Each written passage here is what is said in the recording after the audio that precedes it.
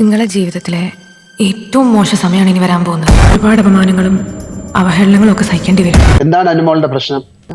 നിങ്ങൾ big boss പറയുന്ന കേൾക്കുന്നില്ല, ക്യാപ്റ്റൻ പറയുന്ന കേൾക്കുന്നില്ല. ഇത് ബുദ്ധിമുട്ടാണ്.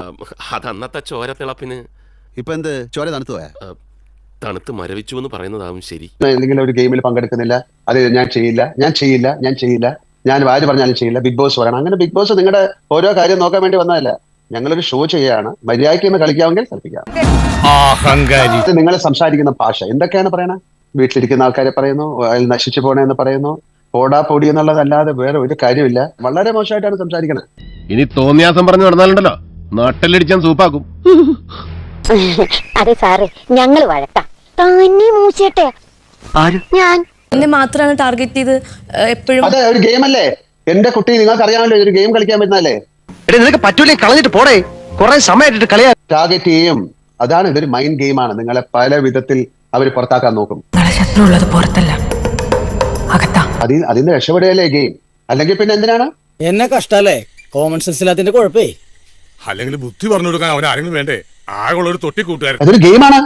ഞങ്ങളത് മനഃപൂർവ്വം ചെയ്യിക്കുന്നതാണ്. നിങ്ങൾക്ക് അത് മനസ്സിലാക്കാനുള്ള ബുദ്ധിയില്ലേ? അത്രക്കുള്ള ബുദ്ധിയൊന്നും അതിനില്ലല്ലോ. ആരെങ്കിലും ഒരാൾ വന്ന് നിങ്ങളുടെ ചുണ്ടിൽ തൊട്ടാൽ നിങ്ങൾ എന്ത് ചെയ്യും? ഞാൻ ചോദിച്ചതിന് ആൻസർ ഉണ്ടോ? എനിക്കറിയില്ല ലാലേട്ടാ. അറിയില്ല. അപ്പൊ പിന്നെ എഴുതാൻ വേറെ ഒരാളുടെ ചുണ്ടിൽ പോയി തൊണ്ണേ. ഒരു കയ്യബദ്ധം, നാറ്റിക്കരുത്. എന്തു വേണ ചെയ്തോ, പക്ഷെ ദേഹോപദ്രവം ഏൽപ്പിക്കരുത്.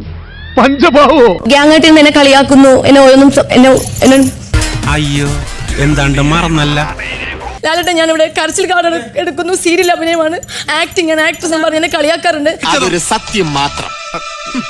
ഇതുപോലെ വേറൊരാളുണ്ടോ ഇടയ്ക്കിടയ്ക്ക് പോണെന്നാണ്? വേണോ എവിടെ സൂക്ഷിച്ച് നോക്കണ്ടടാ ഉണ്ണി, ഇത് ഞാനല്ല. എന്താ പോണോ? അല്ലല്ലോ, ഞാൻ ഇപ്പൊ തുറന്നു തരാം. ഇടയ്ക്കിടയ്ക്ക് പോണെന്ന് പറയുന്നോണ്ട് ചോദിക്കാം.